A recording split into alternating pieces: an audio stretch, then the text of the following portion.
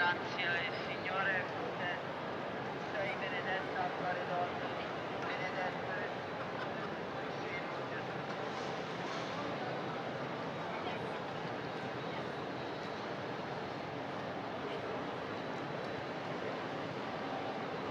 Ave Maria, piena di grazia, il Signore è con te.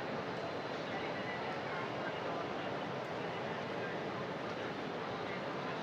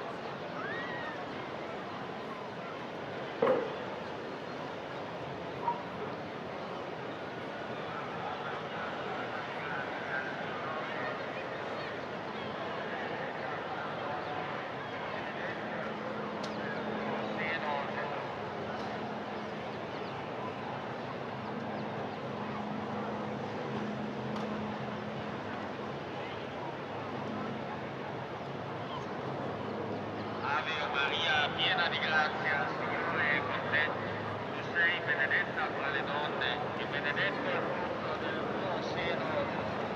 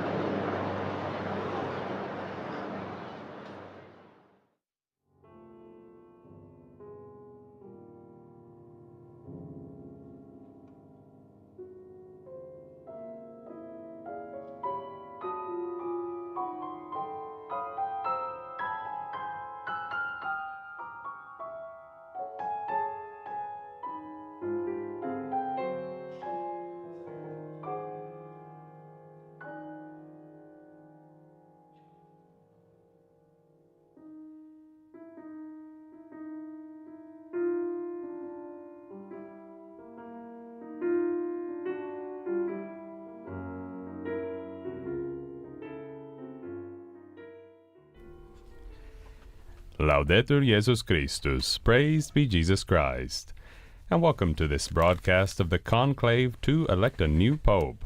We're coming to you live from St. Peter's Square, where hundreds of pilgrims and curious tourists have come to see whether the smoke from the chimney of the Sistine Chapel this morning will be black or white. Over the next couple of hours or so, we'll be exploring the history, as well as our own memories of previous conclaves, the ongoing Jubilee of Hope, and our memories and the legacy of the late Pope Francis. I'm Christopher Wells. And I'm Devin Watkins, and we're joined for this live commentary this morning by our colleague in St. Peter's Square, Kelsey Gussie. We'll hopefully be joining with her this couple of times this morning. And three of our guests who have been in Rome for many decades, Paulist Father Greg Uppersell, Joan Lewis, and Dr. Don Prudlow.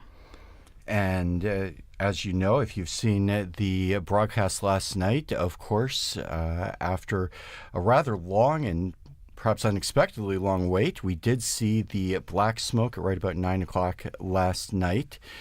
I think everybody was expecting it a little earlier. I know the crowd in the square was a bit anxious at that point. There were several rounds of applause where I think people were encouraging the Cardinals, who of course can't hear anybody, to proceed with the election.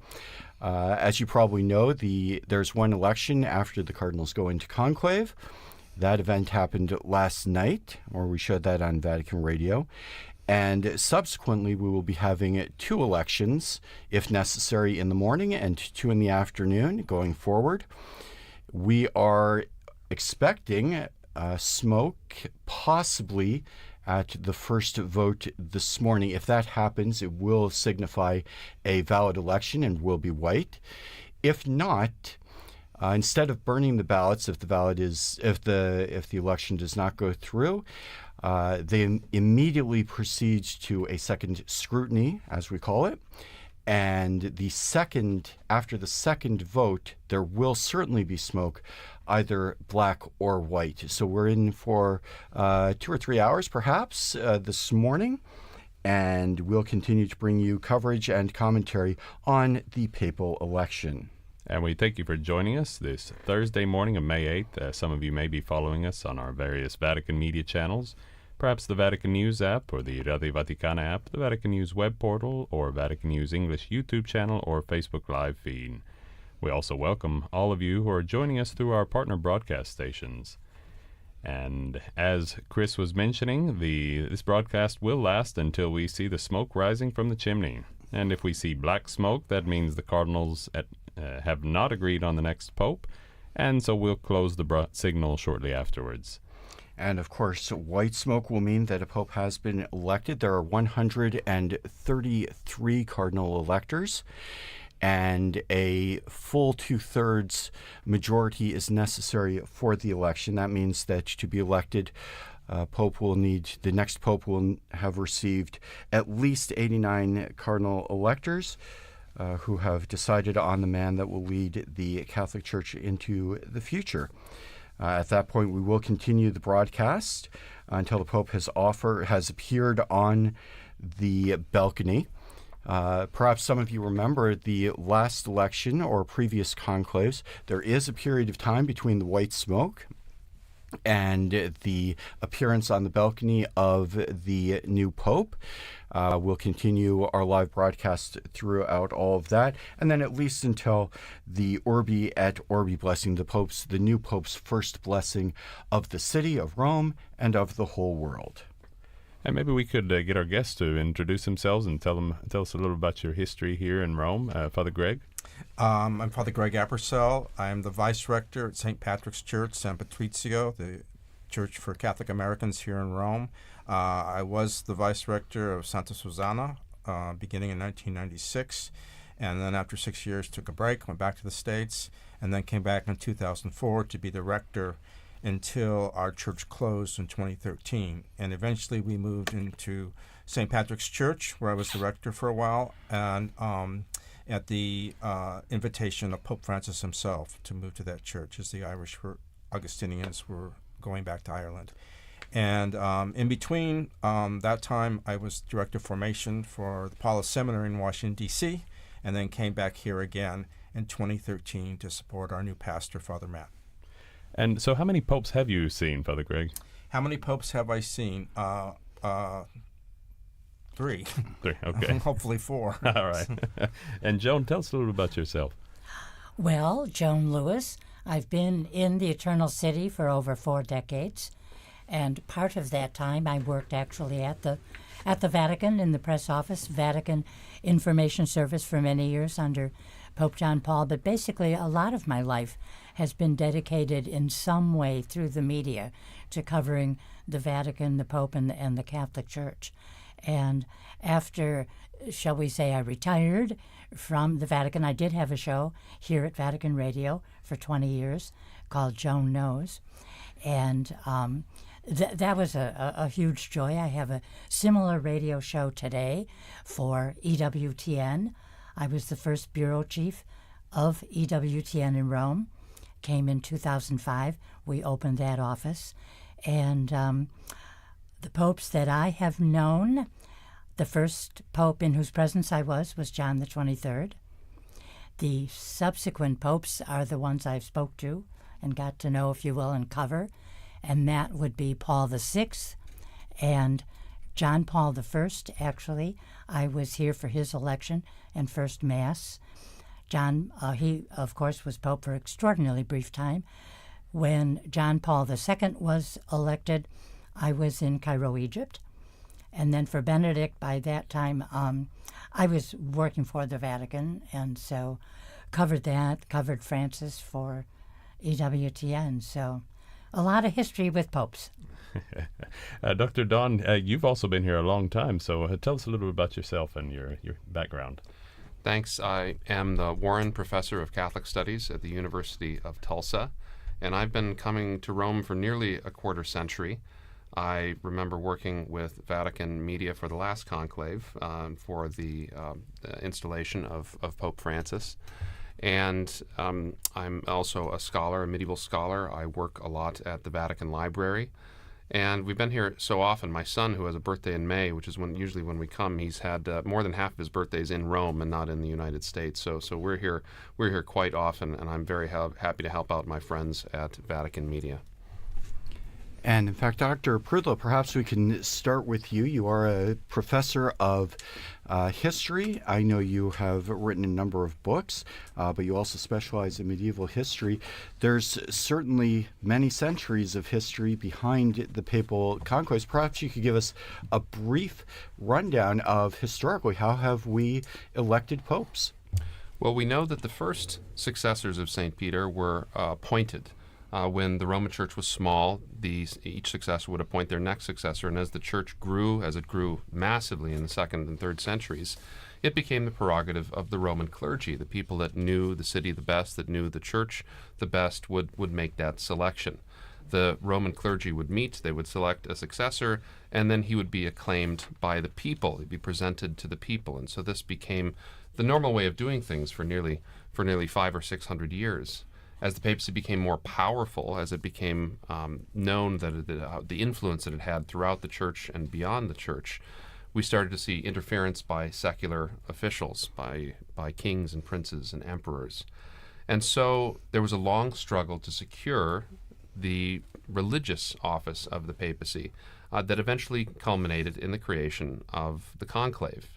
And the election was reserved to a special subset of the clergy of Rome that came to be known as Cardinals, in Latin, the hinges of the Roman Church. And even today, we retain this practice. We saw last Sunday each one of the Cardinals go to their titular churches, the ones where they were the nominal pastors of, and they celebrated Mass, they met the people of that parish. And so their title to be electors of the Pope comes from that connection, comes from that deeply Roman connection. So a bishop from Burma or from Singapore or from South Africa will be a Roman pastor and will participate in those elections. Even after the reservation of the election to cardinals in 1059, there was still the problem of external interference, and sometimes this external influence led to serious deadlocks within the college, especially as the college got quite small in the 13th century. There was a famous conclave, the longest conclave, from 1268 to 1271 in the beautiful town of Viterbo, that really led to much frustration on the part of the broader church, and eventually led the people of Viterbo, the leaders of Viterbo, to putting the cardinals on bread and water, and eventually taking the roof off where they were meeting to introduce them to the elements and encourage, let's say, a more hasty, quicker decision. Following this, the next pope, Blessed Gregory the Tenth, issued the constitution Ubi Periculum, which prescribed the conclave in largely the form that we have it today. And his constitution has been modified slightly, but it retains most of its force. This reservation survived through the papal sojourn in Avignon, and when they returned to Rome, the first election in the Sistine Chapel being in 1492, a significant year. And then being in Rome for most of the rest of the time. The most recent conclave outside the city of Rome was in Venice during the Napoleonic period in the year 1800, 1799 to 1800. And so what we see through the 19th century is a shortening of conclaves. Conclaves used to be very long, sometimes 3 months, 6 months. And then following the reign of Pius IX and the increasing availability of communications, these conclaves were enabled to become shorter and shorter. And so we see the modern average. We're very used to quick conclaves today. I think Cardinals very sensitive to the media, to the way that they present themselves to the world, not wanting to be seen as divided. And so the conclave has averaged between 2 and 5 days over the last 150 years.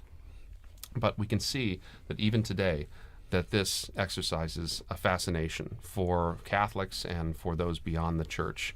And given the kind of tools that we have for outreach, for social media, for all of the different channels that we can offer these things to people, and people have responded. They see that this conclave, which is deeply, deeply rooted in history, is at the same time something that can draw people and show people the durability and the beauty of the Catholic Church. Thank you, Devin. Thank you, Don, for a brief overview of a really fascinating history of 2,000 years of determining who is going to lead the Church of Jesus Christ as the successor of St. Peter. Perhaps now might be a good time to talk a little bit about the process as it currently stands. Devin, how do we go through the process of electing a pope? Yeah, so Joan has seen more of these than most of us, and so maybe she could tell us a little bit about how about kind of the average of how many ballots it takes. Well, this is a fascinating study, and it covers like from 1903 to today. We have, on average, the Pope is elected on the third day after about 8 ballots. Now, we had 3 popes, Pius XII, John Paul I, and Benedict, who were elected on the second day. And the shortest number of ballots ever was Pius XII. That was 3 ballots. But the longest day was 5 days, as you mentioned. So Francis, of course, was 2 days and 5 ballots. So not really terribly lengthy. We don't have any Viterbo times in there, thank the Lord. And what about could you tell us a little bit about the process of the election, how they cast ballots? once the cardinals have entered into the Sistine Chapel and are locked therein, and only exit to go back, the cardinals residing, of course, now at the two Santa Marta residences, they are there and pretty much start balloting, voting right away when they get into there's a document, an amazing document, 1996, by Pope John Paul, called Universi Dominici Egregius. And it outlines absolutely, nothing is overlooked, from the death of a pope to the new pope coming out on the balcony with his name and wearing white. And when they voted, yesterday 1 vote and today 2 in the morning, and then if we have to proceed on, as you said, what they have is a rectangular sheet of paper. At the top is written in Latin, "I elect as the Supreme Pontiff," and each cardinal then fills out below that the name of the person he wants to see. And what I love is that John Paul did, it is mentioned that he should write it so it's legible, but the writing should not be recognized as belonging to any particular person, because any one of those cardinals would have signed documents, their signatures would be available. And that's also why they burn the ballots, too, so that there's no record and like it was this exactly. cardinal voting for this one and this one got... And any notes, if some cardinal is sitting there making notes during a vote, a note for himself or whatever, all of those notes have to be destroyed along with the ballots. And so then each ballot is folded twice. It is brought up and put into a container that has a slot in the top. And then you have the 3 cardinals who are the scrutineers, and they count the ballots. The names are mentioned. They're mentioned a second time. They're checked 3 ways. And by the way, if there is a vote, and it seems that will be the case this time, if there is a cardinal who is too ill to get to the Sistine Chapel, the 3 scrutineers go to him. And they take the vote in the same way. He has the same piece of paper. He has written the name down. That goes in that little slot. Then they go back to the Sistine Chapel, and of course that vote is valid and is counted. And when you get to, as was mentioned just minutes ago, when in this particular conclave they get to the number 89, the percentage, the 2/3 needed, that is the time when obviously that name is announced, that person is welcomed, and there is some time that passes between the white smoke is there. Yeah. Okay, wow, habemus papam. And then the person, it might be 20 minutes of just congratulations, all of his brother cardinals coming up, and then you put the vestments on. You go to the room of tears and put the white papal vestments on. And in fact, when they do the balloting, all of this process is deliberately designed, as Joan mentioned. Every aspect of this is laid out in very precise detail, and it's precisely to ensure that there's no question about the validity and the conclusiveness of the election. Also, as Joan mentioned, when they do burn the ballots, they also burn all of the notes. However, a record is kept of the vote, which will go into a secret archive, which is only accessible to the popes, or if they choose to release that information. But we do keep a record so that when we do get the 89 votes, they will continue so that every vote is counted. That final vote is annotated and sealed. There's a whole process for that as well, where they bring in proto-notaries and other officials to certify and ensure the validity of the election. That's sealed up. And again, as Joan says, the new pope will go into the room of tears after he has accepted, after he has chosen a name, and we'll have some time in prayer. We'll be given the white vestment. And I think a lot of people know the story that they have 3 papal cassocks prepared, 3 white cassocks, small, medium, and large, so that whoever is elected will have something that at least roughly fits him. They actually bring in a tailor who can adjust it a little bit to make sure it works. And there's a wonderful story about John the 23rd, which I told last night. John the 23rd, you'll remember, Joan, was a stout, famously Italian peasant. And when he was elected, the cassock, the large cassock, was not big enough for him. The tailor actually had to open it up in the back, and it was closed around him almost like a hospital gown, of course with his regular clothing, cardinalatial garments underneath.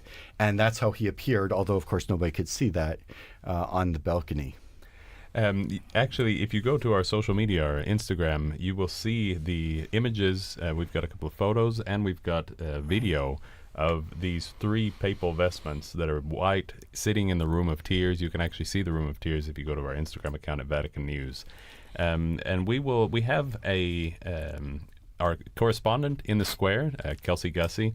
You can see on your screen if you're following on television. If you're not on radio, I'll tell you about it. We see the seagulls who have famously appeared. They're like the locusts we're in Vatican News, so I don't know if we're... So what we're going to do is we're going to go to Kelsey Gussie, our correspondent in the square. So Kelsey, how are you? I'm good. Thanks so much for having me, guys. So what could you give us a feel for what's going on in the square this morning? Honestly, it's pretty packed. You can feel the excitement from a lot of people. There's tour groups that keep filing into the square, and you see them taking pictures of the Sistine Chapel, just waiting for that smoke to come out, which probably won't be for a couple of hours, but everyone's very excited just to see where the smoke will come out of. And have you talked to any of the pilgrims yet this morning? I have, yes, and actually it's funny because a lot of people are here, right, from all around the world, even some that have come to study and then just happen to be here during this period. And I actually spoke to one priest, and he was saying how the Pope, the election of the Pope, is not just special for Catholics. He was saying how for Christians, non-Catholics, everyone, this is just a historic moment because when the Pope speaks, people listen. And so he said it was a good example of the universality of not just the Church, but then the importance of this election and how it'll impact the rest of the world. Thank you, Kelsey. Is there anything else that you'd want to tell us about the square and the preparations there? There's security to get in, I imagine? Yes, there's actually quite a lot of policemen, the Italian carabinieri, and everyone. Like, there's a lot of security to get into the square, and you can just tell it's filling up very quickly, so I imagine over the next couple of hours it'll get even more packed. And I was in the square last night doing our live connections with the studio, and there were... one thing you have to say about the Italian civil authorities, whenever there is a major event in the Vatican, everything works like clockwork. You can't say anything bad about them because they are very professional, and the security was guaranteed. You remember the funeral mass. There were, over 200,000 or 400,000 in the area, and there were no incidents. There were over 80 heads of state and government. And there was serious concentration on the part of this Italian civil authorities to guarantee the security for everyone. And now we could... So thank you, Kelsey. We'll be coming back to you again soon.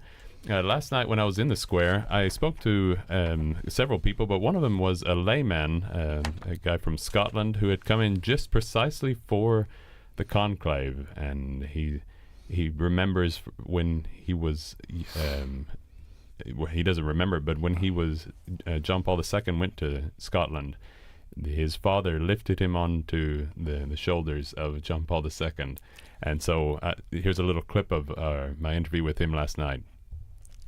My name's Patrick Grady, and I'm here from Glasgow in Scotland. What brings you here to Rome? Well, one of my earliest memories is as a young boy being put on my dad's shoulders to see John Paul II when he visited Edinburgh in 1982. And my dad passed away earlier this year, so I kind of thought it would be quite a nice thing to come when this opportunity presents itself to see the new Pope, the next generation. So it's a bit of a whim, it's a bit of a risk, but I think like everybody else in the square, I'm quite excited to see what happens over the next couple of days. So what are your hopes for the future of the Church as we move into a new era?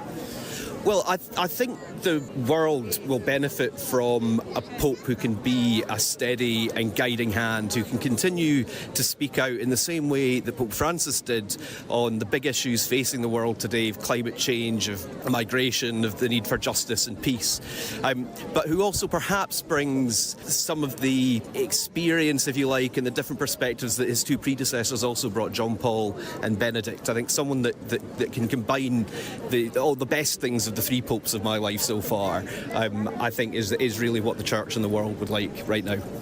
And so that was a young man named Patrick Grady from Scotland coming just for the conclave. I was at dinner yesterday evening, and I ran into another man who had come in from Munich, Germany, and he came in specifically for the conclave. He said as soon as he heard the news about the death of Pope Francis, he did his calculations, and he knew that the conclave would be this week. And so he came, he booked his tickets, he got a place on the Borgo, and was here. And so there are a lot of people who have come just for this historic event. I mean, it doesn't happen very often. We're hoping it happens as little as possible. And so maybe we could go back to a little bit to the proceedings. We were speaking about the Room of Tears, and Joan was mentioning the 3 boxes. Oh, yes, what I found astonishing, because we in the media all got the pictures, the 9 or so of the Room of Tears. And I noticed on a table some small square boxes. I don't know what would be in those, but there were 3 boxes the exact same size a shoes come in. So how do you, I can understand vestments, but how do you pick the size of shoes? You know, so that'll be interesting, because they don't want the prelate to go out with whatever he's wearing. They want the, I'm guessing, papal red shoes. So we shall see. Well, it was papal red shoes, and then Pope Francis changed that. He came out with his black shoes. One thing about it, we probably won't know his shoe attire, because there's the tapestry. At least the first night, there's the tapestry on the balcony, and so you probably can't see his shoes. Sure. But Father Greg, maybe you could tell us about the a change that Pope Francis brought in. I had heard that there was a particular store in Rome named Gamarelli's who has traditionally made the white robes for the Pope. And Pope Francis has said, what happens to the ones that were rejected? Why can't we keep those and reuse them, or not reuse them, but use them for the first time to save money and to also and make use of beautiful vestments that were made. And in fact, while we're still on the topic of proceedings and different possibilities, I think one of the very interesting possibilities that we might see, although very, very unlikely, I think everybody would agree, is the possibility of someone being chosen who's not actually in the room. It's, as many people know, the only requirement for a pope is that it be a man who can be made a bishop. Historically, we've even seen bishops, not popes, but we've seen bishops who were not even Christian when they were elected bishop, and they had to go through baptism and ordination to all the minor orders, to the diaconate, to the priesthood, and then to the episcopacy. Universi Dominici Gregis, the document that controls conclaves, talks about the possibility of someone who's not a bishop being elected. I believe there's one cardinal in the conclave who is not a bishop. He's able to do that with a dispensation from Pope Francis. And if he were to be elected the Pope, the first thing you have to do after he accepts, the very first thing, it's very explicit, is you have to ordain him to the episcopate. But the interesting part of that is if someone is elected who is not a Cardinal Elector, and in that case we might see an older cardinal. Paul VI restricted the voting cardinals to cardinals under the age of 80, but there are certainly some cardinals with very strong personalities, pastoral records, who might be considered. They might be elected. There's also a possibility, we've seen this in the past, where a bishop or an archbishop, or even very famously a monk, Celestine V, who was elected. And in that case, there's a procedure for the cardinals suspending the votes, because they have to be in contact with the man that is chosen to see if he'll accept. And in that case, we wouldn't have any smoke at all, and there would be a lot of speculation amongst the commentators and the analysts and the journalists as to what's going on in the conclave. And there's a lot of interesting possibilities for how do you contact someone who's chosen? How do you get him to Rome if he's not in the city? Even if he's here, how do you get him into the conclave? And we mentioned Pope Celestine V, whose name has come up more recently because of he was one of the few popes to resign. And maybe, Joan, would you like to talk about very recently we saw the resignation of Pope Benedict, which is a little change in the a very significant change in the history of the papacy.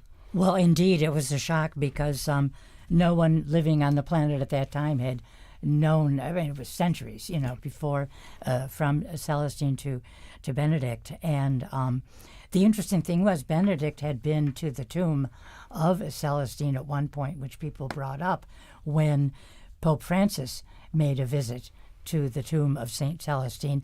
When he was not doing well health-wise, does he have resignation on his mind? Is that some kind of sign?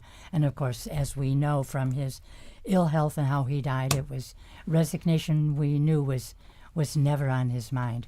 But it was a shock when Pope Benedict said it. And I think that, I remember when John Paul died, I was asked on television what was his greatest legacy, and I said his entire life, but he taught us how to die with dignity.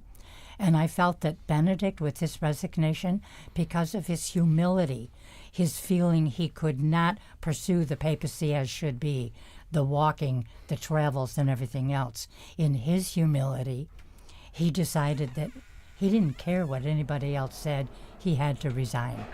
And I just think it was a beautiful lesson on how to live. So with John Paul, how to die in dignity, and Benedict, how to live in dignity. And the interesting thing about Benedict's resignation is that on a theological level, it could be said, and he was an eminent theologian, he knew what he was doing. He knew that he was stepping back and resigning and following in something that hadn't happened in 700 years. But following the theology of what his action was, it wasn't just that he was weak and that he couldn't do it anymore, that somebody was overpowering him, or whatever the speculation may have been at the time and still continues, is that he was making a point. He was saying the papacy is the power of the papacy is personal, but it's an office. It's not an elected. He is an elected monarch. He's one of the few absolute monarchs left in the world. But his office is just that. And so if he divests himself, as Benedict the 16th did, he's saying, I freely let this go. And so theologically, it puts the papacy in a little bit of perspective from that. And interestingly, Celestine V was not the first pope to resign, probably. The early history of the popes is not always clear. Anyone who's studied a little bit of history knows that what we know about the past is very conditioned by the sources that we have, and even by the act of telling history over many, many centuries. He wasn't the first to resign, but the earlier popes, if they resigned, had resigned under pressure, if they were taken away into exile, if they were under threat of martyrdom. Again, there's a lot of confusion about what actually happened in those circumstances. So when Celestine became pope, he was pope for a short time, and I think it's fair to say he realized that he was not up to the burdens of the office in a time of great confusion for the papacy, with lots of influences going around. He actually had to commission a theological study and asked theologians of his day, is it possible for the Pope to resign? Because it was always perceived as a lifetime appointment. A bishop is considered, symbolically at least, to be married to his diocese, and certainly with the more important sees, like the Diocese of Rome, the bishop is given the bishop's ring, which signifies his espousal to the diocese. So there is a real question. Just as you cannot divorce your partner while they're still alive, can a pope symbolically divorce his church? And of course, they decided that clearly. Celestine was told, yes, it is possible for the pope to renounce or resign the papacy, and did so. And then, Devin, as you were talking about, Cardinal Ratzinger, later Pope Benedict XVI, a very eminent theologian, did invest his act of resignation in complete freedom in a time when the church was, for all of the controversies of our day, the church is at peace, but did invest it with real theological import. And we're sticking with the history, and so maybe we could go. We have a program put together by our colleague Lisa Zengarini, who will take us through a little bit from the The conclave and the form that we know, the one that started yesterday, is the 76th under this form, and this goes back to the Middle Ages, as we've said. And so this is also the 26th that's held in the Sistine Chapel, so under the gaze of Michelangelo's Last Judgment. So let's listen to this program from Lisa Zengarini, who tells us a little bit about the modern history of the conclave. The term conclave comes from two Latin words, cum, with, and clavis, key. In church terminology, it designates both the enclosed place where the papal election is held and the body of cardinals convened there to elect the new pope. This setting was formalized in 1274 by Pope Gregory X after the 3-year-long voting process that led to his election in Viterbo, known to be the longest in history. That landmark reform followed other important changes introduced in the 11th century that began to shape the election of the Pope in the form we know today. Nicholas II first limited voting rights to cardinals in 1059, while Pope Alexander III established the 2/3 majority rule in 1179. Before then, papal elections occurred without a formal structure. For the first 10 centuries of church history, the successor of Peter was chosen with the involvement of the local ecclesial community. Clergy assessed candidates proposed by the faithful, and the bishops chose the pope. Interferences from the political powers of the time also played a major role in the election, often hindering the electoral procedures, as happened in the deadlocked election in Viterbo. In 1621, Gregory XV introduced the requirement for secret and written ballots. In 1904, Pius X abolished any claimed right of exclusion and enforced secrecy about all that happens in the conclave.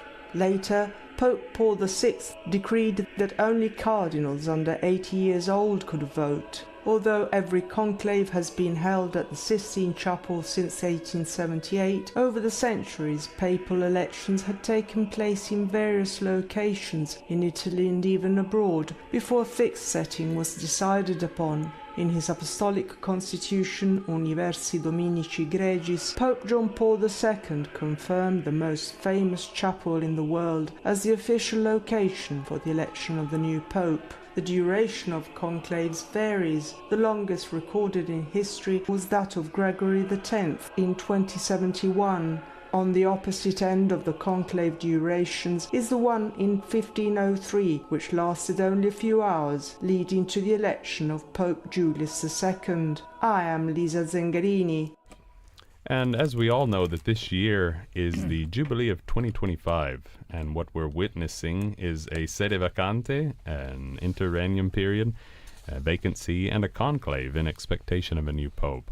But this isn't the first time such an historic occurrence of events has unfolded. The Jubilee Year of 1700 also saw the death of the Pope, the Innocent XII, in September of that year. The conclave was held, and Pope Clement XI was elected the successor of St. Peter. Father Paul Samasumo runs us through in this program some of the highlights of that similar historical moment that took place 325 years ago.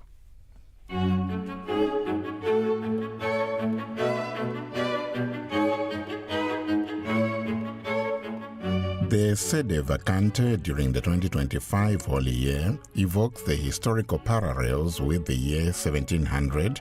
The Jubilee Year was also marked by the death of a Pope, Innocent XII, who died before the end of the Holy Year he had proclaimed, leaving the Church without her pastor. Pope Innocent XII suffered frail health in later years due to podagrass, a form of rheumatic illness that prevented him from personally opening the Holy Door at Christmas in 1699. He died 9 months later on September 27, 1700, at the age of 85. His death ushered in a nearly 2 months period of sede vacante before the election of his successor, Pope Clement XI, on November 23. During that interregnum period, the Vatican's numismatic office minted a coin to commemorate the nearly 2 months of vacancy in the chair of Peter. That coin from 1700 is now on display in the medal collection of the Vatican's Apostolic Library. On its reverse, the coin depicts the dove as the Holy Spirit with the Latin verse from the Gospel of John, Non vos relinquam orphans, meaning, I will not leave you orphans. Professor Eleonora Gianpiccolo, director of the Numismatics Department of the Vatican Library, said the saying refers to the death of Innocent XII, but also conveys a clear message of hope for the conclave that was about to begin.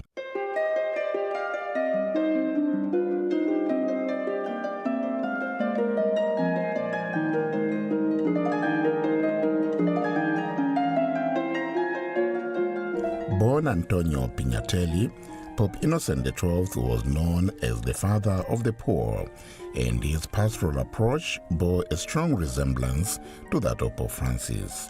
He is remembered for his care for the poor and the marginalized.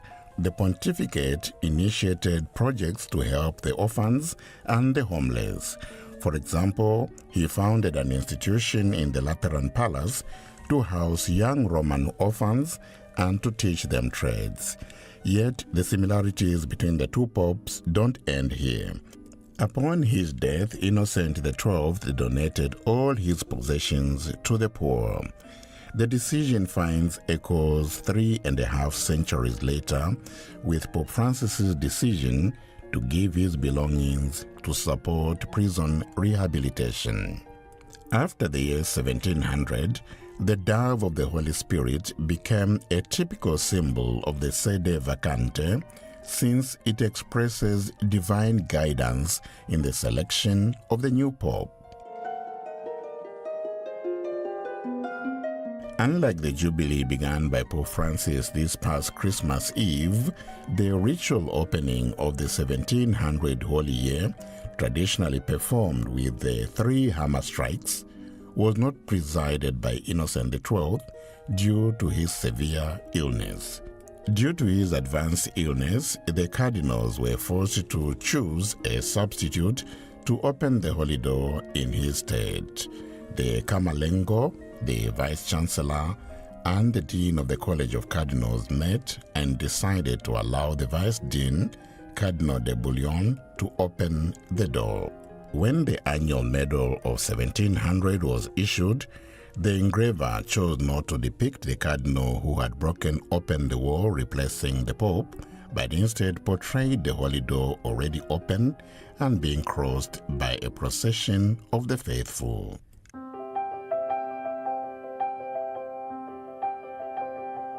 Pope Innocent XII's love for his children, for the Church, is also commemorated by a final, larger medal crafted by Beatrice Amerani, a female member of one of the most important families of engravers at the Papal Mint. On the reverse, a pelican is shown tearing open its chest to feed its young with its blood, an image of Christ's sacrifice and his love for humanity, especially in times when his church on earth lacks her pastor.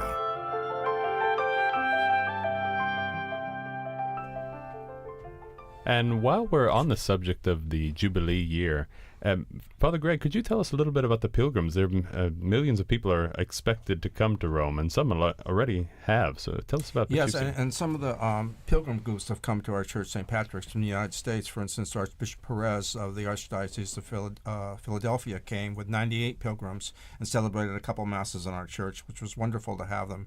And then, of course, the special jubilees are still going on, like the Jubilee of Bands and Entertainers is coming up on the 10th and 11th, and the Eastern churches after that, the confraternities, and then families. And so those are continuing, although the way it's going to be done until there is a pope is going to be, it'll be different. But we are seeing more and more pilgrims in May and June and July even. And there's the whole week of youth, the Jubilee of Youth at the end of July and the beginning of August, which will attract a lot of people. Yeah, we know canonization of Blessed Carlo Acutis was supposed to happen a couple of weeks ago. 27th of April. 27th, yeah. Yeah, White Sunday. and exactly. And Day now before. it's just been suspended. So there's speculation it could happen later. It will happen. But they've said it will. They will wait for the new pope to decide when and to confirm it. And so we're looking forward to this renewed jubilee in a way where everyone will be curious to come and see the new pope and to be here for the Jubilee year and go through the holy doors. And that's one of the things too, is they want information on how to go through the holy door, what to do before, after, during, and now we just took a group to Santa Maria Maggiore, and so that the added thing of going and pay honor to Pope Francis at his tomb, which is a beautiful experience for many people. Well, for me, it's been interesting to talk to these pilgrims because they're very happy that there is a church for English-speaking and for Catholic Americans in Rome. So they enjoy meeting those of us who are been members of the parish for years, and then meeting fellow pilgrims. So it's a wonderful gathering point. Mm-hmm. Thank you. What about some of the liturgical events that are planned here in the next few days? Well, what would always be on a papal schedule, as it is every bishop in the world, you're going to have the Ascension, of course, has to be celebrated. That is on Thursday, May 29th. Pentecost is on June 6th. And then you've got Corpus Christi on June 22nd. And that's always a very special event in Rome. So the new pope will be looking at a liturgical schedule and a Jubilee schedule, lots of events as Father Greg outlined. Many months of events, but the liturgical would be right now, May and June, for sure. And one of the things that all of the cardinals, as Dr. Don Prodlos mentioned earlier, is every cardinal has a titular church, and St. Patrick's, Father Greg, is the titular church of one of the cardinals in the conclave right now. Cardinal Thomas Collins, he's the Metropolitan Archbishop Emeritus of Toronto, Canada, and he came to our church on Sunday, celebrated the 10:30 Mass, and gave a wonderful homily, which Joan can tell you about, and was very well received by the people. And we had a baptism of a child at that Mass, too, which was nice. No, that was truly, truly wonderful. But the great thing, Cardinal Collins has a wonderful personality. He laced his terrific homily with a good dosage of humor. But what he did was so beautiful. He had 3 readings, as we do every Sunday, 2 readings at Mass, and you have the Gospel. He took each of those readings, expounded on it briefly, and then named a quality associated with that reading, first reading, courage, and said this is a quality that a pope must have. The second reading, the quality was vision. A pope must have vision. And then the Gospel, which is the Gospel, of course, of Simon Peter being asked by the Lord, do you love me? And Simon Peter reaffirming strongly 3 times, you know, Lord, I love you. And Jesus says, go feed my sheep. And so the point being in the Gospel, a pope must have great closeness every moment of his day to Christ. So that was just beautiful. And I think to emphasize really what Greg said, the Cardinal made it very clear the Cardinals are electing the successor, the Vicar of Christ. Yeah. And so he was Cardinal Collins was mentioning that he's a successor of Peter, right? Right. He's not the successor of Pope Francis. He's the successor of St. Peter. Exactly. Yeah. And one of the things Cardinal Collins said during his homily was that this baptism that was taking place at the Mass was, he said, there are 2 important events that are taking place in the coming days. One is this baptism that's about to happen, and then the other is the election of the Pope. He said this election, in a way, the election, this new member's entry into the family of God, into the Christian family, that's an act of God, he said. And he said this conclave that's happening, this election of the Pope, that's an act of men. We are electing the Pope under the guidance of the Holy Spirit, but it's an election. It's we choose, and then God kind of confirms this choice and gives His grace of the Holy Spirit to the man who will lead the Church. And as we pass the 11 o'clock hour, I would like to greet once again all those of you who may be joining us. Thanks also to our partners throughout the world, our partner stations. And a reminder that you can follow the Conclave on our Radio Vatican app, the Vatican News web portal, or our YouTube or Facebook Live links. We are at a point now in the morning where if a pope, where very likely the Cardinals have proceeded to the first morning ballot. If a pope is elected, we would see white smoke, but if a pope is not elected, then we would go immediately to the second vote and wait until after that to get the smoke. Maybe, Joan, you've been a Pope journalist, Vaticanista, for many years, and you've watched more than one conclave. Can you talk a little bit about what happens as the crowds are waiting to look at the smoke and why we have that disjunction between possible smoke and possible not? Oh, sure. Well, when people, they have an idea. I mean, they know the Cardinals are meeting, it's Thursday morning, the Cardinals are meeting for so many hours. Something is going to come out of that. And so the expectation, just people chit-chatting, but there's an excitement that you feel just walking in the square, just listening to people. But I have to say, the moment the white smoke comes out, the excitement goes into hysteria because you have a person coming out, you don't know who it is, then you find out who it is, then you hear his name, and it's an awesome feeling. The void has been filled. We are no longer sede vacante, without a pope. So many things that can't be done because we were without a pope. So those of us in the church who know this particular aspect of it. But just the faithful, they want to know who their new Holy Father is. And it's an excitement beyond telling. I remember certainly for Pope Benedict, I was working for the Vatican at the time, and we had a very, very strong feeling that he would be elected early, that it would be Cardinal Joseph Ratzinger elected early. And there was great joy as those of us in the press office filed out and went into the square and rejoiced when we heard his name.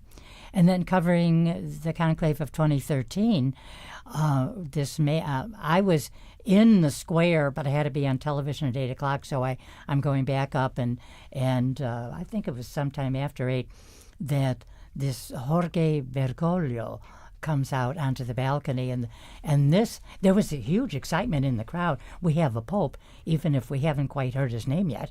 There's this man in white. And then with all the correspondents that were around us on the roof of the Augustinianum, it was like, what's his name? Jorge Bergoglio. What name did he take? Where's he from? So all the questions, and a lot of research had to be done, because when you have someone unexpected, as John Paul II was. Yeah, he was totally unexpected. Yes. He wasn't one among the popable or papabile, as they say. Exactly. He was overlooked. The church took a new direction. But it's a real exciting feeling. Yeah, Father Greg, have you seen any? Were you around for any of the recent elections, or? I was here for the election of Pope Francis. Yes, and it was very exciting just being in. I was watching it on TV, but then I went down and was around the area. And it was very exciting because it was something new and unknown, and what does it mean, and where are we going, and the whole difference between the fact that Pope Benedict had resigned, but he was still there, and then this new Pope, and how that would work, throughout the years that followed until the death of Benedict. Well, the mere fact that he took the name Francis. Yeah. And journalists had to discover very quickly that you could not call him Francis I, because a pope doesn't become the first until there is a second. And so I remember I was watching rewatching that event. I was there in the square, but I was rewatching it the other day, and the subtitle underneath on one of the broadcasters was Francis I. And then later in the broadcast, somebody did a little bit of deeper research, and then they took out the first part. And curiously enough, the first in centuries was John Paul I, and when he was announced as John Paul I. Yeah. precisely because it hadn't happened in so long. There was a little question of what was most appropriate, and no one really got to delve too deeply into that in the, I believe it was 33 or 34 days of the John Paul I 30, yeah. papacy. But when Francis was elected and chosen, and became the first pope in centuries, except for John Paul I, to choose an entirely new name, they did do a little bit more study and decision making, and Francis made the decision, yes, I am Francis, ego sum Francis. And that, of course, is how he signed his documents, Francis. And what's on his tomb. It's interesting to think about what names have never been used. Augustine, Thomas Aquinas, not Thomas the And there's no founder. Peter II or III. No, and there's Only not Peter. And in fact, that was one of the reasons for the custom of changing your name when you became pope to a different name, was the idea that it would not be appropriate to have a Peter II. So the first popes kept their own names. One of the various early ones to change had been named Mercurius, and he felt that the Pope should not have the name of a pagan god. So he changed his name, and they continued to take their names for a long time. But then a Peter was elected, and it really did become the idea that we're not going to have a Peter II. And then successively, during a period of reform, a lot of the popes chose names that harkened back to the earliest years of the papacy, the fathers of the church and the early popes, and decided there was a whole string of seconds, Pius II and others, who changed their names, and that became the custom. And now, of course, most popes have most papal names have a long history and long pedigree. Exactly. And at this point, we're going to take a little bit of a break, and it doesn't seem that there has been white smoke, so anything could happen. We're going to stay ready. We'll keep our eye on the chimney. And we're going to take a little bit of break for a little bit of music, and we'll be back in a few minutes.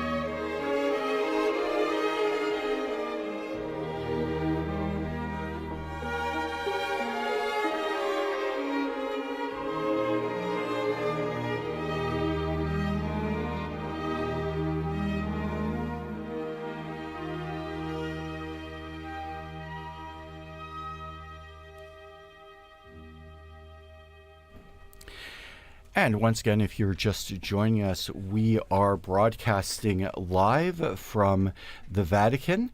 My name is Christopher Wells. We'll be joined here in a few minutes with my co-host, Devin Watkins, our guests, Joan and Father Gregory, and Dr. Joan Lewis, my friend, Dr. Donald Prudlow. As many of you know, many of you have heard Joan Lewis speaking on EWTN. I would like to greet all of our listeners listening in on our partner stations, including EWTN, but also Catholic Faith Network in America, UCTV, Uganda Catholic Television, Mata TV India, Shalom World Television Networks USA, Atmadarshan TV, Radio Katipunan from the Philippines, Catholic TV, and Luminous Radio. And perhaps we could talk about, we saw we're looking at the most famous chimney in the world. And Joan, you were just telling me now about your experience of watching very famous papal chimneys in the conclaves that you've experienced. You've experienced 5, 6. Were you here for the election of Paul VI? I've been here for the death of 5 popes and 4 or 5 conclaves, but not all covering all of them and a papal resignation. And a papal resignation, exactly. And then I think I said earlier the most unusual when it was John Paul I who died. I was at his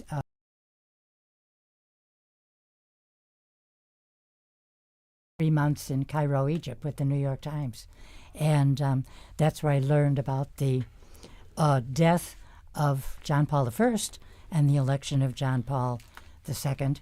And exciting times to come back here then to a new pope, leave Rome, be away for a couple months, and have the third pope, of course, of 1978, John Paul II. And Joan Lewis, our special guest. We also have Paulist Father Greg Appercell. Welcome back. I was just thinking of the fall of 1978 and the year of the 3 popes. That was when I entered the Paulist novitiate. So it's sort of like the beginning of my religious life. Not sort of, it was the beginning of my religious life, and it was such a huge event, a huge series of events in our Catholic Church. Yeah, and so just to get some of this excitement, we're going to go to a couple of correspondents in the square. First, we're going to go back to Kelsey Gussie, who's still in the square. And Kelsey, how are things going there? Good. I've actually been talking to a lot more pilgrims who have come from all over, and there's actually one couple who are here on their honeymoon. And they were originally supposed to have a mass, like an audience, with the Pope yesterday, but obviously things changed, and they're super happy to be here to see the potential white smoke. And other people have come also on vacation, one celebrating her daughter's 18th birthday, and so this is an extra special gift that she'll definitely remember forever. And have you've seen the seagulls? Everybody's been noticing the seagulls. I think they're getting their own page on X, and right now most of our images are just of the smoke, the chimney. It doesn't seem to have any particular fauna around, but has anyone been discussing the the natural phenomena that occur around there? About the seagulls? Yes. Well, the seagulls have been a topic of discussion for sure. It's definitely like a signal to people to see whether the white smoke will be happening or not. And I think a lot of people have joked that the seagulls know more than we do, but we'll just have to wait and see. Oh, thank you, Kelsey. And in fact, Kelsey, I was very happy to hear your story about the newlyweds here in Rome. It reminds me of a story from the election of Benedict XVI. And I had 2 friends here in Rome, a fellow from New York and his wife from Germany. And when they were married here. They met here in Rome and were married here in Rome. And what many people perhaps don't know is it's possible to get married in St. Peter's Basilica. So my friends asked to be married in St. Peter's Basilica. They were given one of the side chapels. You don't get married at the high altar, Chapel obviously. Of the choir. The chapel of the choir. Yes, exactly. And so they had a very beautiful ceremony. And they actually asked a bishop that they knew to celebrate the wedding for them. And that bishop, the bride's friend, was Cardinal Joseph Ratzinger. Mm-hmm. And very shortly after that, he became Pope. So they were in the square doing stand-up interviews with journalists, and they had a picture of themselves in their wedding outfits with the new Pope who had celebrated their wedding. So there's so many of these stories. Father, I'm sure you can tell. I used to do, countless tales. in my early days, I did celebrate 25 weddings a year in the chapel of the choir.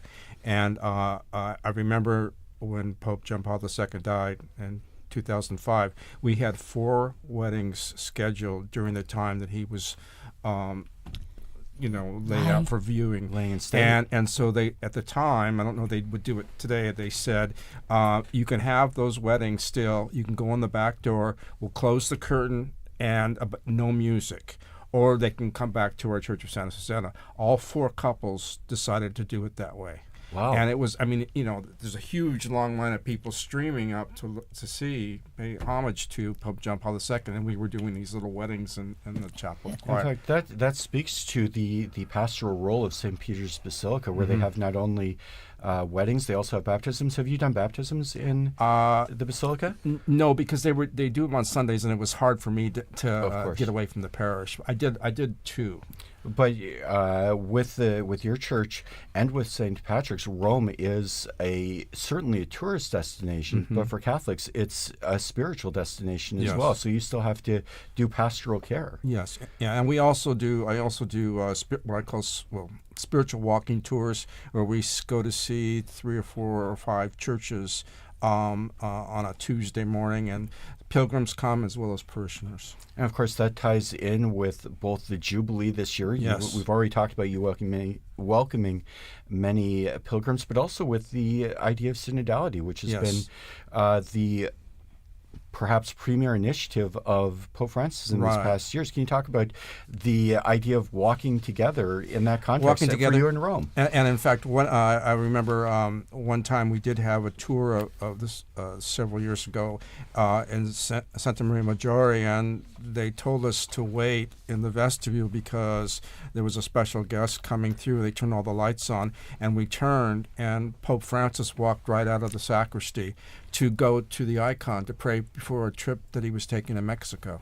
And so people said, who are you going to have next week on your tour? Surprise guest. Wonderful. But they loved it. It was a great experience.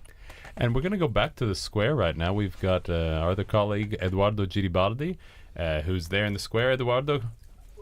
Hi, Devin. Hi, everybody. And how are things seeming on your end? Oh, well, the atmosphere is really electric here, and it's surprising because it's filled with young people. I've actually interviewed a few of them, and the most striking thing is that many of them came here on purpose just to see the smoke.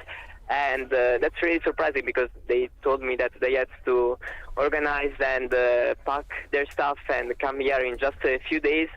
But they are here. They've been here since 7 a.m. in the morning because they still didn't know about the smoke times. But they are still here, and the weather is pretty warm right now, so it's even a nice view of the square filled with people. They are making connections, so it's really a nice atmosphere. It's really good to be here now, and we're waiting, of course, for the new Pope. Exactly. Yesterday, when I was in the square, there was some young people who started a conga line, and they were dancing through, and it was getting a little bit raucous in the square as everyone waited for the smoke to come out in the evening. It's easy to forget that this is a working day in Rome, and so I imagine there are more young people than older people. Definitely. I mean, even old people inside, but young people make the most out of the year. And that's really encouraging, I would say as well, because, of course, many of them are asking for a brave Pope, a courageous Pope, and they really hope in the spirit of the Jubilee that the next Pope, they don't care so much about the nationality, about the ideology, but what they're asking, I mean, what I'm perceiving is that they're asking for a brave Pope, so a Pope that can face the difficulties and the troubles that the world is undergoing right now. Perfect. Thank you very much, Eduardo. Thank you. Bye-bye. And speaking about weddings, and Kelsey was telling us about the honeymooners who are in the square, and she interviewed them, and we're going to hear from them, her conversation with them. It's Sarah and Cameron, who are on their honeymoon here for the Conclave, probably incidentally, from Indiana in the U.S. We came here for our honeymoon. We got married 5 days ago, and we were supposed to have Mass with the Pope yesterday, so instead we got to be a part of the conclave and watch it happen. Congratulations, first of all, that's exciting. But how cool is it that now your honeymoon has turned into potentially seeing the election of a new Pope? How would that be to be here for a new Pope? Oh, it's been amazing. Last night we were standing in the square just watching, waiting for the smoke to come. The anticipation's been incredible. Honestly, a dream. I was looking forward to Mass with the Pope, but this is a once-in-a-lifetime opportunity.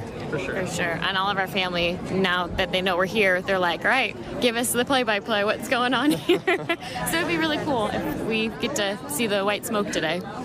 How would you describe the atmosphere here today, yesterday? Excitement. Everyone's very joyful, looking forward to what will happen next. No one knows who it's going to be, so whatever it is, it's going to be a mystery, and everyone's excited for it. Yeah, I would say the same. Okay. And just lastly, do you guys have any hopes or what you expect from the new Pope for the future of the Church? I mean, there's a lot going on in the world right now, and just really to be a leader in the Church. Whatever it may be, take a stance and move the Church forward with whatever that may be. And that was Sarah and Cameron, who were coming in from the U.S. state of Indiana on their honeymoon. Kelsey also spoke to another priest, a student priest here in Rome from the Archdiocese of Bombay in India. His name is Father Prashant Padu. Let's hear from him. Did you come specifically for the conclave? Not really. I'm doing my studies over here in Rome, so since it's time of the conclave, I think it's the best time to be here in the square, so probably get to witness the white smoke and also the new Pope. And why do you think so many people from around the world, whether they're Catholic or not, come to the square during this time of the conclave? I think the Pope is like a very important figure. The Pope has some standing, whatever the Pope says, the world listens. It's not only the Catholics, but people all around the world, they listen to what the Pope says and they respect the Pope's views. And therefore, you see that there's a lot of respect for the authority of the Pope, and that's why people come here. And I think the Church has had a wonderful tradition of having very good popes who have led the Church and even given guidance to the world, in their pontificate. And therefore, to witness this historic event will be a blessing for all of them also, and that's why they come over here. And that was Father Prashant Padu, a student priest here in Rome from the Archdiocese of Bombay. And now we've been talking about about the conclave. We've been discussing the intricacies of it and what goes on behind the scenes, what goes on ahead of it. And now let's get into what everybody is downloading and watching, Conclave the movie. So the film that just came out was released a couple of months ago, I'm sure, by pure chance, commercial chance.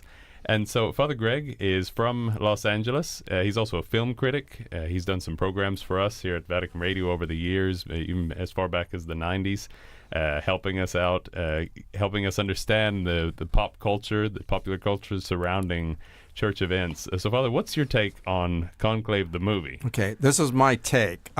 It's, when you know something about whatever the topic is, whether you're a doctor or a nurse or you're a teacher or you're in the government or you know about the monarchy, and they make a film or television show about that, you see all the mistakes and flaws. But usually movies like that aren't really about what they say they're about.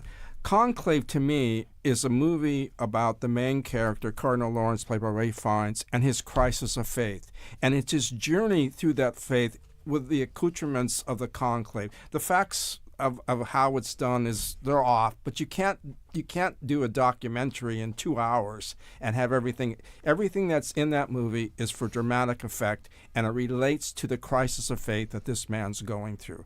So you can't use it as a factual basis of what's going on inside that Sistine Chapel right now. It's not a battle between conservatives and liberals, although there's some aspects to it, I'm sure, and it's not about the flaws of each individual cardinal, which I'm sure people are thinking.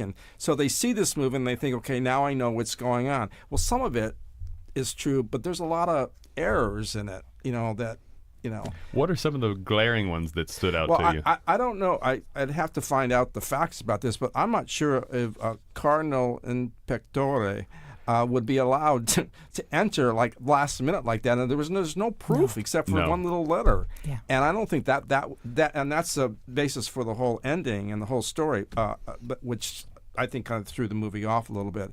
On that point, that's exactly right, because it was made precise that no Cardinal in pectore, who's been named in secret, as anybody who's follows it knows, that there was in the chest, and so he's keeping his cards close to the chest. The Pope, so the Pope can name a cardinal without announcing it to the world. Only he and that cardinal, I imagine, would know. But for it to be valid, he has to announce it publicly by the time of his death.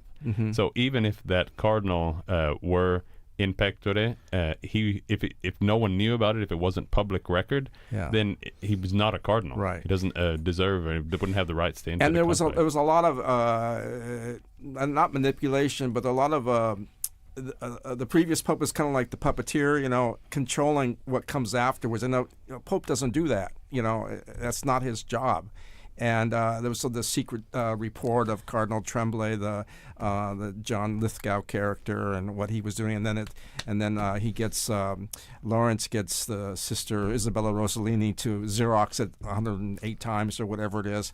I mean, it's all dramatic conflict, intrigue, and it gives the impression. But I'm telling you, that movie's made a lot of money in the last month. Just like I remember back in 79 or 80 when they made the movie The China Syndrome. 2 weeks later, 3 Mile Island happened, and again the popularity went way up. I think it's a well-made movie, but you can't take it for fact. Yeah, but it kind of gives us a feel like we know everyone's become an expert in Conclave. And an expert on the smells and bells maybe behind it, and the show behind the proceedings that take on a grandeur that only the Vatican can do. What was fascinating yesterday, just to sit there and watch the whole movement from the Pauline Chapel to the Sistine Chapel and the Litany of Saints, and then sitting there and then doing the whatever the they prayer. Swore their oath. Yeah. I mean, it's just like it was mesmerizing, because you saw this is real, and that was already 2 hours and nothing happened, in that sense. But I think for in pectore, as I recall, I think it was 1991, Pope John Paul said there was a cardinal in pectore, whom he later revealed to be Cardinal Ignatius Gongpin-Mei. And the reason that a cardinal might not be named, a man might not be named, his life could be in danger. That usually was the rare times it happened. That was the case. He could be in danger if he was named, So Pope John Paul did name him, but that was the whole story in this thing. It was the Archbishop of Kabul in Afghanistan. Now, I don't know if his life would be endangered based on, I don't know the facts of living in that city, but that was the reason. But it was not announced. You're right. I did not see the movie, but the one thing I do know about it is that on all the airplanes flying from the United States to Rome, it is one of the most selected movies that people view. The fifth person that's told me that. Yeah, exactly. So the much viewed in midair movie, Conclave. Yeah, thank y'all for that. Excellent. So it's kind of like the movie, the Netflix series, The Crown. Yes, everyone thinks they know about The Crown, but we really have no idea, really, do we? Yeah. I mean, well, none of us are. But it's some based on some fact, but it's an imagination dialogue that's in the head of the writer, and I mean that's 60 episodes right there. Wow. Yeah, and it's not the first of the. It's not the first movie to come out with and talk about the conclave. I mean, the conclave has been in popular culture for as long as conclaves have been happening. There have been different expressions of it. There was the movie. It's probably sacrilegious to even mention it, but Borgia, and that had a whole. It was a long series, and they had pretty in-depth, extended episodes on the conclaves that led to the election of Pope Alexander VI and Julius II, and obviously interpretations and completely unhistorical, but it gives us a sense and kind of reveals for us the interest that the world has in what's happening here in the Vatican as we come back to the present and to reality. Instead of Hollywood's reality, what's going on is of very much interest to the entire world. it's not just Catholics in the square. There are people from all over, and from all different faiths, and that was one hallmark of Pope Francis's papacy, was this welcoming. And if you even look at St. Peter's Square, the two colonnades, they represent the Church's embrace of the entire world. Maybe you can tell us a little bit about that, Joan. Well, just thinking of welcoming everybody, referring to numbers, there's 1.4 billion Catholics, so and then other Christians who are not Catholic. But I remember distinctly with Pope John Paul, what was so fascinating about his very long history was his outreach, of course, as Pope Francis did in his briefer papacy, his outreach to so many people, and you found out that people of all faiths, people of no faith, were fascinated by this man because he took positions that one could understand, positions of morality that you might not have be part of your writings and teachings in the church. But he could reach out to people on a people level. You don't have to know canon law or the catechism of the church to understand what John Paul taught. So I thought his reaching out in that respect. And I've always loved the image of the two colonnades embracing all of the humanity that comes inside. So you'd walk inside, and then you're going to walk towards a door of this beautiful church, this basilica of St. Peter's. And the colonnade, Michelangelo designed the St. Peter's Square and the facade and everything. He didn't build it in the end, but he designed it. And even as soon ago as 1930s, I believe, 1920s, the squares leading up to the streets that were led up to St. Peter's Basilica, and this was how Michelangelo designed his layout of that area of the city, was just like a maze. There wasn't a straight vision. Yeah. And so the Borgo was, there were streets, but there were buildings right in front of St. Peter's Square. So the whole point was that people they'd be walking through, and they'd kind of zigzag through a maze, and all of a sudden you come up and you open up onto St. Peter's Square, and the magnificence of it, and how large and welcoming it is to, and so that was changed obviously during Mussolini's time. But there were times when buses and cars parked in there were even and not too long ago. No, not too long ago. Certainly in my many years here, and there was a brief period when, as you're looking at the basilica, would be in the front part of the left-hand colonnade, when there was a brief market. People selling their fresh produce. So the square has served many people. Yes, it has. And going back to the College of Cardinals, so the actual conclave, the reality of what's going on, let's move now and talk a little bit about the makeup of the College of Cardinals. So the Cardinals there's 133 electors, but the whole college is 252. And 52, thank you, Joan. And the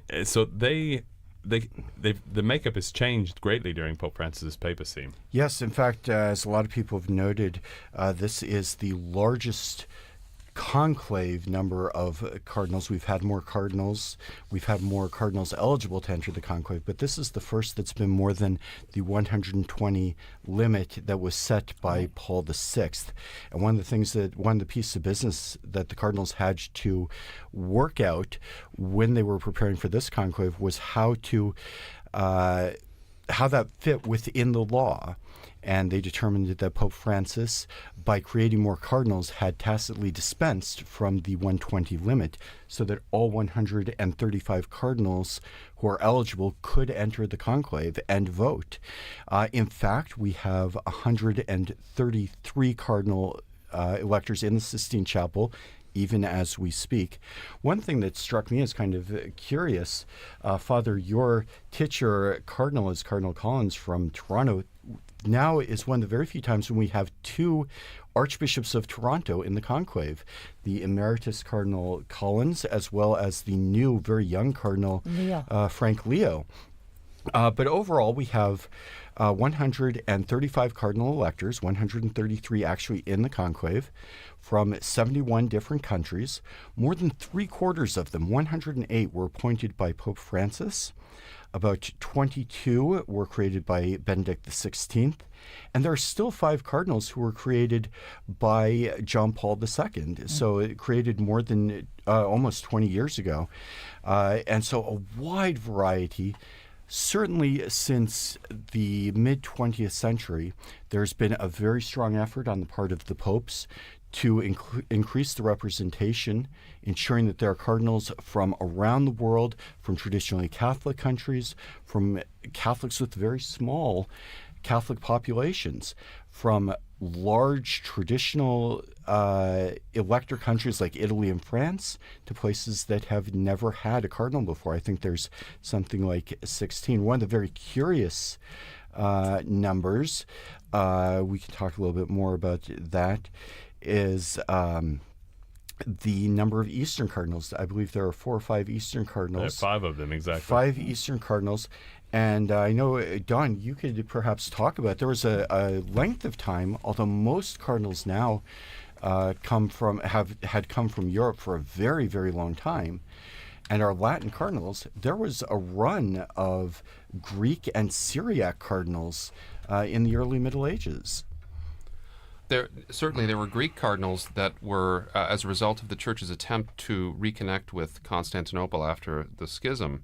But we tend to forget how diverse the early papacy was as well. There's a period in the 6th and 7th century where we have a number of Greek, Syriac, and even North African popes. Popes like Gelasius were Latin North African. But today we have Eastern Rite cardinals too, and this is a result of the reaffiliation of many churches with their own rites under papal leadership. There are 23 sui juris churches besides the Latin Church.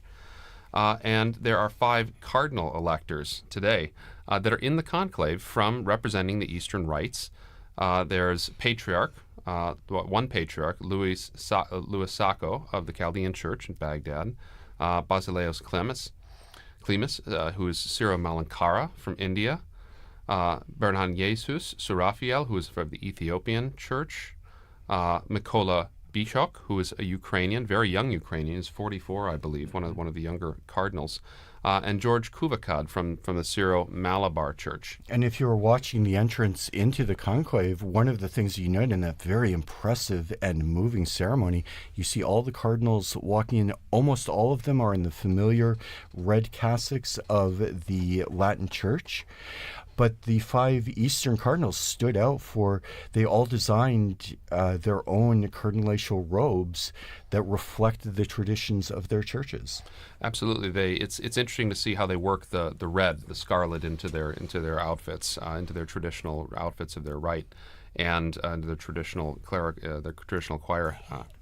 And it's clearly the important, but it's also an oddity because these 5 cardinals are electing the head of the Latin Rite as well. It's an interesting extension to see how universal the Church is. That you have these Eastern cardinals participating in the election of the Patriarch of the West, and that's something that's different to consider. They also stand out for their headdress. Yeah, because it's not the typical red zucchetto. Yeah, exactly. Yeah, and that was also a question when they are named cardinals. They have to ask, what is the tradition of our church and how can we incorporate what's a Latin tradition, the cardinalate, into that vestment. I think there was an Eastern Rite cardinal in the 1500s, is that right? During one of the periodic attempts at reunion between the East and West. Bessarion. Yes, Cardinal Bessarion, yes. Remind me, where is he from? He was from Constantinople. He was from the clergy of Constantinople, from the party that was supportive of both the Renaissance and a renewed dialogue with the Latins. And he became very important for the transmission of Eastern Greek culture and literature to the West, and was a visible sign of unity at that very difficult time. And one of the first Eastern cardinals in a long time, and so had a very significant role to play. You mentioned, too, Ukrainian-born Mykola Bishok is aged 45. I believe he is, in fact, the youngest cardinal in the college. The oldest taking part is Spaniard Carlos Osora Sierra, who's aged 79. It's interesting, too. There are a couple of cardinals who have just turned 80 very recently, and had the conclave come a little bit earlier, they would have been allowed to enter. In fact, I remember when Benedict made his resignation, the timing of when the resignation went into effect, there was a consideration for the cardinals who were right on the edge there, and they did get everybody in. And yet, because of the circumstances of the time for that election, the number was still under the 120 limit. There was one of the Syro Malabar, one of the Eastern cardinals, just missed it by a week, I believe, and others like Cardinal Sarah, I think, would have expired in 2 weeks. As long as they're under 80 on the date the conclave starts, they're entitled to enter the conclave. I think it's the day that the Pope dies. In fact, there's actually some question about that. I remember we had this discussion amongst ourselves in the broadcast booth, and UDG is very specific, and that too is to ensure, because after the Pope dies, there is the cardinals decide when the conclave opens, and that has historically been a question because of traditional long travel times, and in previous eras where there was a lot of politicking amongst the cardinalate, that could have been an option to exclude someone. So they did change it so that it was from the moment the Pope died, and then it is very much in God's hands who is going to participate in the election. Speaking of age, a few more facts about the cardinals taking part in the conclave. 6 cardinals were actually born in the 70s. Including Cardinal Baldassare Reina, the vicar of the Diocese of Rome, Canadian Cardinal Frank Leo, whom we mentioned, Lithuanian Cardinal Rolandis Makrikas, the coadjutor archpriest of the Basilica of St. Mary Major. He was involved very closely, we have smoke. And we do have smoke. Thank you, Don. Well done. It does look like the black smoke is coming out, signaling the conclusion of the second vote, and I think a little earlier than we were expecting. Exactly. We weren't expecting this until about 12, at least, to 12:30. I believe we have Kelsey in the square. No, sorry about that. We do not. We're going to try to get her on the line here shortly to get this reactions. But yes, you can see now we see images of the crowd. The black smoke has come out of the chimney above the Sistine Chapel. Everyone's got their phones out, taking videos of it, and we're going to connect now here shortly. Okay. And in fact, that's what you see if you're watching on the television screen. I think all of us remember, at least all of us in studio remember, various elections and conclaves. And as soon as smoke starts coming out, the first question on everybody's lips, is it white or is it black? Happily, this time the black smoke has been very clear and is now as well. And when there is that moment, the crowd just goes silent as everybody's looking up and determining for certain what color is the smoke. And on the modern means of communication yesterday in the square in the evening, whenever the smoke came out, it was dark. It was the sun had already gone down, and you could see the screens, and you can see on the square that it's a close up there. But those as soon as the smoke started coming out, those TVs turned off, and so that everyone would look up to the actual chimney and to focus on what's real and not just what's in front of our in front of our screens. And then it came back on, and you could see that the smoke was black. And now we're going to go live to Kelsey, who's in the square. Kelsey, what are you getting the sense of? Wow, it's actually pretty exciting right now because you can hear the surprise from people. I know a lot of people were thinking, well, it hasn't come out yet. There's been no smoke. We're not going to see anything for now. And all around me, you could hear cheers, but also gasps and a couple of people saying, oh, my gosh, this is so exciting. It's the first time I've ever seen this. And so, yeah, there's a lot of people that are actually exiting the square now, probably going to get some lunch to get prepared for the next smoke watch. So we'll just have to wait and see. Yeah, I think the first question, as Chris said, is it black or white? And the second question is, what am I having for lunch? Are my dinner reservations still valid? Can I get into the restaurant with 20,000 people trying to get their pizzas and their pastas? I wonder if... Exactly. Yeah. And it's interesting, you can see on the screen now that we've got the images, the square is not extremely full. There's heavy security to get in. You got to go through metal detectors. But the first part of the Via della Conciliazione is very full. That's a very packed area. And you can see people moving off, right, Kelsey? Yeah, actually, you're right that in front of the piazza, Via Conciliazione is packed with a lot of people, a lot of reporters, but a lot of people. And actually in the square, right in front of the steps leading up to the Basilica, that's pretty full, but around the obelisk, it's pretty empty. And, of course, as you mentioned, Devin, a lot of people are exiting now, going to get some water and food and recharge. Yeah, because we're going to be back again this afternoon. That means the next possible smoke would be around 5:30. This is just a guess, more or less, of the indications that we've received. At that point, it would come out only if the first ballot elected a new pope, and so we would see white smoke only come out around 5:30 or 6 or so. Later this evening, for sure there will be a black or a white smoke at around between 7:30.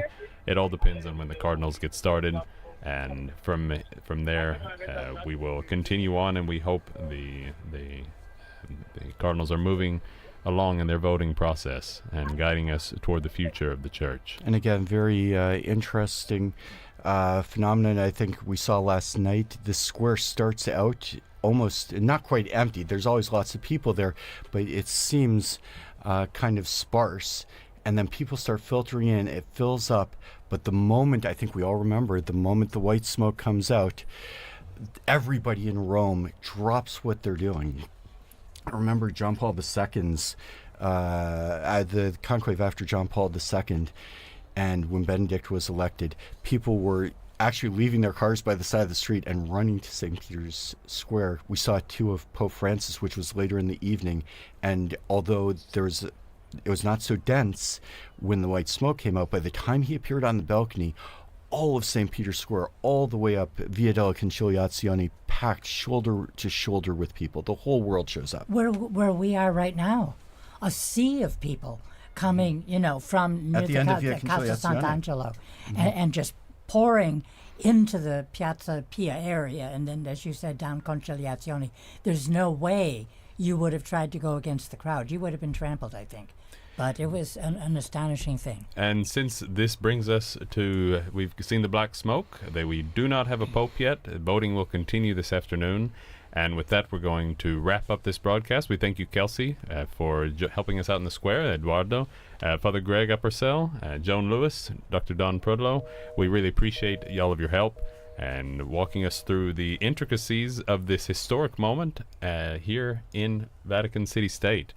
And so our broadcast will pick up again this afternoon at around 5 or 5:30, depending on the indications.